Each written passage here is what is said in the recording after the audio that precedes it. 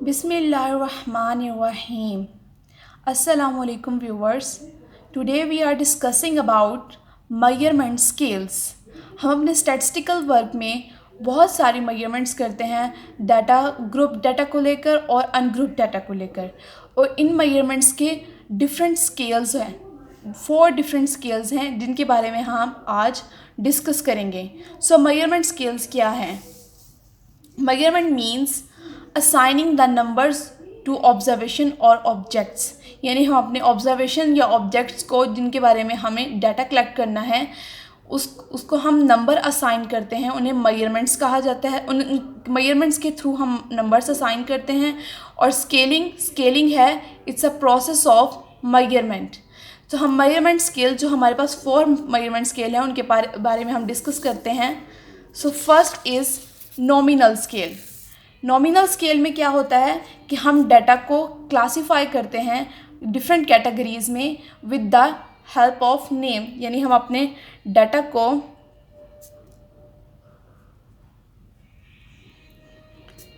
Classify करते हैं या कैटेगराइज करते हैं विद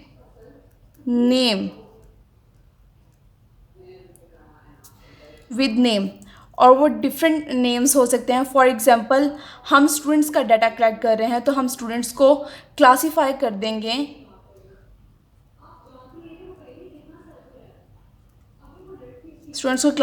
देंगे मेल और फीमेल। ठीक है, तो अब हम इन मेल और फीमेल को हम डिनोट कर सकते हैं 1 से और 2 से।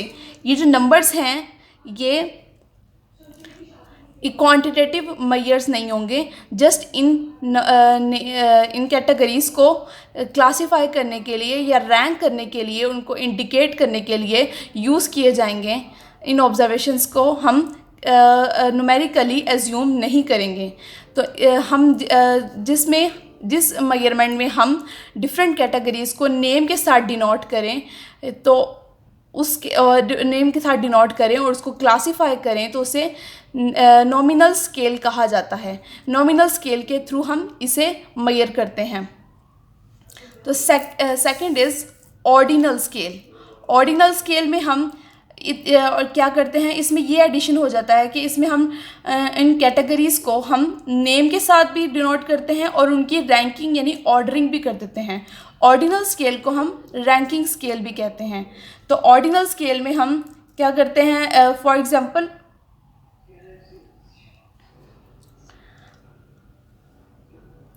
हम ले लेते हैं, फॉर एग्जांपल हम स्टूडेंट्स का डाटा ले लेते हैं, यानी स्टूडेंट्स के स्कोर्स का डाटा ले लेते हैं।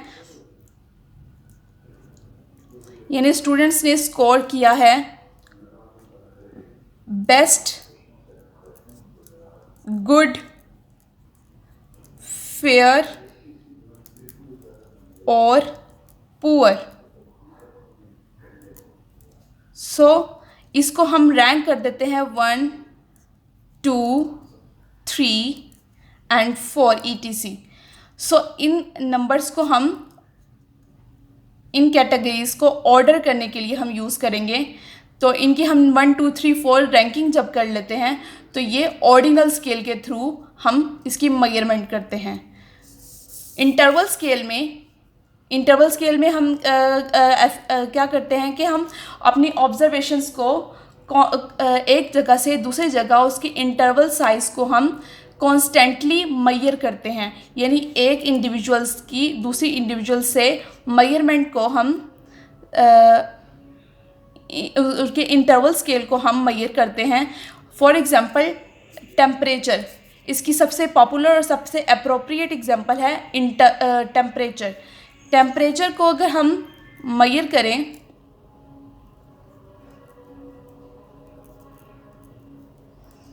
करें सेल्सियस में, यानी 20 डिग्री सेंटीग्रेड और डिफरेंस 20 डिग्री सेंटीग्रेड से 30 डिग्री सेंटीग्रेड, तो 20 डिग्री सेंटीग्रेड से 30 डिग्री सेंटीग्रेड तक का जो डिफरेंस है वो 10 है। और अगर हम एक और डिफरेंस ले लें 5 डिग्री सेंटीग्रेड से 15 डिग्री सेंटीग्रेड, तो इसका भी डिफरेंस जो है वो 10 होगा। यानी कांस्टेंट इंटरवल स्केल जब हमारे पास इंटरवल्स डिस्टेंस हमारे पास जब आ जाते हैं तो इसे इंटरवल स्केल कहा जाता है। और इंटरवल स्केल में हम ट्रू ज़ीरो पॉइंट को हम कंसीडर नहीं करते, यानी 0 डिग्री सेंटीग्रेड हम इसको कंसीडर नहीं करेंगे, यानी ये हमारे डाटा में जो है वो हमारे डाटा के लिए मीनिंगफुल नहीं रहेगा। सो इंटरवल स्केल में हम इसे अप्लाई नहीं करते हैं। सो इंटरवल स्केल में हमारी जो है measure of central tendency use होती हैं मीन, मीडियन, मॉड और standard deviation. Measure of dispersion use होती है स्टैंडर्ड डेविएशन, यानी हम मीन, मीडियन, मॉड और स्टैंडर्ड डेविएशन को इंटरवल स्केल से मेजर कर सकते हैं। So fourth is ratio scale.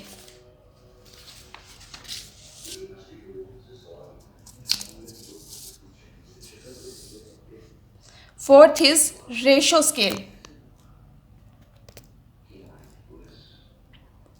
Ratio scale में हम क्या करते हैं कि ये सिर्फ इतना रेशियो स्केल और मेजरमेंट स्केल में सिर्फ इतना डिफरेंस है कि रेशियो स्केल में हम ट्रू ज़ीरो पॉइंट को कंसीडर करते हैं, यानी वो हमारे लिए मीनिंगफुल होता है।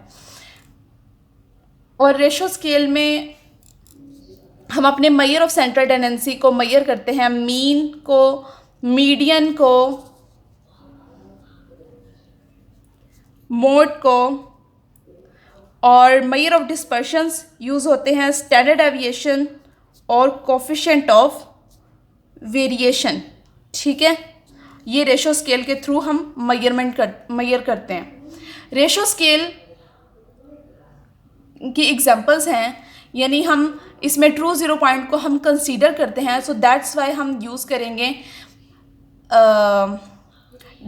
Distance, length, money, weight, height, यानी weight of students, height of students, जो कि वेरी करेगा from one individual to another. So हम ऐसे रेशियो स्केल में मेजर करेंगे इन सबको, जो कि क्या होंगे, वेट, हाइट, मनी,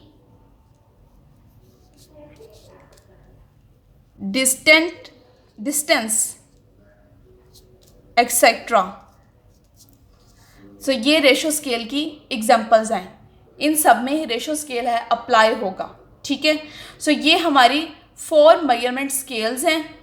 तो नेक्स्ट इज़ हम अब मेजरमेंट स्केल के बाद हम अब डिस्कस करेंगे एरर्स ऑफ मेजरमेंट, यानी हमारे पास एरर आता है मेजरमेंट के बाद, जब किसी भी चीज़ की मेजरमेंट करने के बाद जब एरर आता है उसे एरर्स ऑफ मेजरमेंट कहते हैं। एरर्स ऑफ मेजरमेंट क्या होता है, we never compute continuous variable with perfect applications of practice measurements, यानी मेथड्स ऑफ मेजरमेंट्स और इंस्ट्रूमेंट्स ETC। हम किसी भी कॉन्टिन्यूस वेरिएबल को कंप्यूट तब तक नहीं कर सकते जब तक हमारे पास परफेक्ट इंस्ट्रूमेंट्स और मेथड्स ऑफ मेजरमेंट्स या प्रैक्टिस या हैबिट्स नहीं होती हैं। सो एरर्स ऑफ मेजरमेंट क्या होता है, the difference between measured value and true value is called errors of measurement. दो वैल्यूज़ का, जो कि एक मेजर्ड वैल्यू होगी और एक ट्रू वैल्यू होगी, तो उसका दोनों के दरमियान जो डिफरेंस होगा वो एरर्स ऑफ मेजरमेंट कहलाएगा। सो हम इसे डिनोट करेंगे x प्लस एप्सिलॉन। एप्सिलॉन क्या है, यहाँ पर हमारा एरर है जिसे हम e से डिनोट करते हैं और इसे हम एप्सिलॉन कहते हैं। सो x प्लस एप्सिलॉन हमारी मेजर्ड वैल्यू होगी जिसमें हमारे पास एरर भी पाया जाता है जब हम उसे मेजर करते हैं, और x जो होगी हमारी ट्रू वैल्यू होगी। तो हम एरर कैसे फाइंड करेंगे, मेजर्ड वैल्यू को माइनस करेंगे ट्रू वैल्यू से, x plus epsilon minus x। तो जब हम इसको माइनस करेंगे, जब हम इसको इन दोनों को माइनस करेंगे तो x और x हमारा कट जाएगा और हमारा जस्ट एप्सिलॉन रह जाएगा, जो कि हमारा एरर है, एरर ऑफ मेजरमेंट। ओके, यानी हम किसी भी तरह का अगर हम डाटा कलेक्ट करते हैं, यानी हम अगर किसी स्टूडेंट के वेट का डाटा कलेक्ट करते हैं, ये वेट्स हम सिलेक्ट करते हैं, तो हम एक स्टूडेंट का वेट लेते हैं 60 kg, यानी हम उसके मेजर करते हैं 60 kg उसका वेट है, मगर उसका एग्जैक्ट वेट 60 kg नहीं होगा, यानी उसका वेट होगा 58.5 या 59.5 और 60.5 और 59.5 के दरमियान जो डिफरेंस आएगा ना, वो हमारा एरर ऑफ मेजरमेंट होगा। यानी हमारी एस्टिमेटेड वैल्यू, हमारी मेजर्ड वैल्यू क्या आएगी, वो 60 होगी। 60 हमने निकाली हमारी मेजर्ड वैल्यू, जबकि उसका एक्चुअली डाटा जो है वो 59.5 से 60.5 के दरमियान लाई कर रहा है, जबकि 60 जो है वो इन दोनों के दरमियान लाई कर रहा है, बट अप्रोक्सीमेटली इक्वल है, एग्जैक्टली इक्वल नहीं है। और जो दरमियान में इसकी जो एरर पाया जाएगा वो होगा एरर ऑफ मेजरमेंट। ओके, और एरर्स जो हैं डिफरेंट टाइप्स के होते हैं, बायस्ड एरर और अनबायस्ड एरर। बायस्ड एरर क्या होता है, जिसमें हम अपनी पर्सनल जजमेंट करते हुए मिस्टेक कर देते हैं, वो हमारा बायस्ड एरर कहलाता है।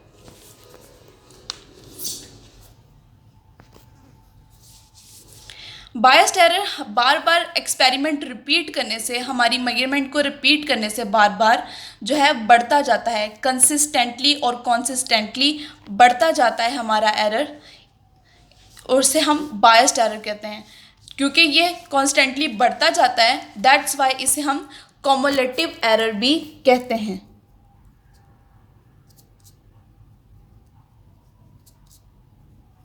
Cumulative error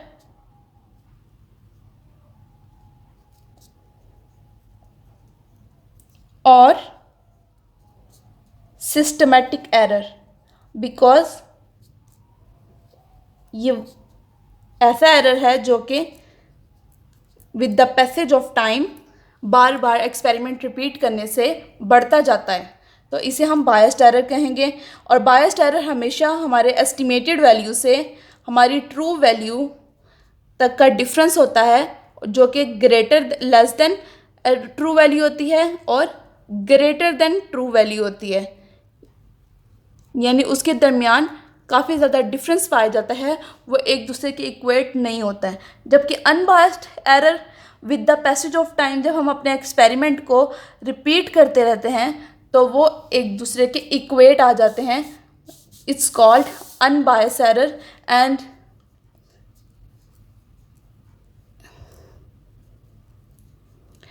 it's called unbiased error, and it's also called random error और accidental error, because ये एरर जो है वो एक्सीडेंटली अकर करता है।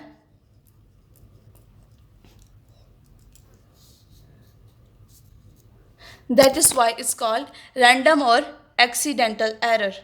ठीक है, ये हो गई एरर ऑफ मेजरमेंट और इनकी टाइप्स। नाउ अब हम बात करेंगे डाटा कलेक्शन की। यानी डाटा क्या होता है, simply raw facts and figures. Data के बारे में हम जानते हैं, किसी भी तरह का डाटा हम कलेक्ट करते हैं अपने स्टैटिस्टिकल वर्क में। It's a most important part of our statistical work और रिसर्च वर्क। ठीक है, हम किसी भी चीज़ के बारे में ऑब्जर्व करना चाहते हैं, उसको एग्जामिन करना चाहते हैं, तो फर्स्ट ऑफ ऑल हमें उसके बारे में डाटा कलेक्ट करना होता है, देन हम उसे इवेलुएट कर सकते हैं। सो data collection is the most important part. तो डाटा कलेक्ट करने के भी डिफरेंट सोर्सेज होते हैं। First source is primary data. Primary data में हम क्या करते हैं कि हम उसमें फर्स्ट हैंड डाटा लेते हैं, हम खुद पर्सनली डाटा को कलेक्ट करते हैं। It's called primary data.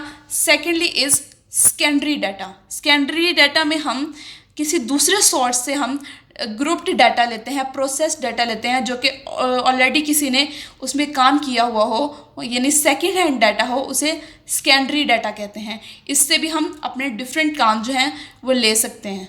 तो प्राइमरी डाटा के डिफरेंट सोर्सेज हैं। प्राइमरी डाटा कैसे हम कलेक्ट कर सकते हैं, उनके डिफरेंट सोर्सेज हैं। फर्स्ट सोर्स ये है कि direct personal investigation. Direct personal investigation हम कैसे करते हैं कि हम किसी भी अपने पॉपुलेशन ऑफ इंटरेस्ट के पास जाकर, उसकी डोर स्टेप पे जाकर हम उससे पर्सनली डाटा लेते हैं या उससे क्वेश्चनिंग करते हैं, तो वो डायरेक्ट पर्सनल इन्वेस्टिगेशन कहलाती है। और इनडायरेक्ट पर्सनल इन्वेस्टिगेशन यानी जो कोई भी इंडिविजुअल पर्सन है जो हमारे पॉपुलेशन ऑफ इंटरेस्ट में इंक्लूड होता है, तो उसके पास हम डाटा कलेक्ट करने जाएं, बट हम किसी और थर्ड पार्टी या थर्ड पर्सन के थ्रू उससे डाटा कलेक्ट करें, तो उसे इनडायरेक्ट इन्वेस्टिगेशन कहा जाता है। यानी हम खुद पर्सनली नहीं इन्वेस्टिगेट करेंगे, बट बट ये फर्स्ट हैंड डाटा होगा, बिकॉज हम किसी थर्ड पर्सन के थ्रू डाटा ले रहे हैं, हम खुद इन्वेस्टिगेट नहीं कर रहे, तो that is called indirect investigation.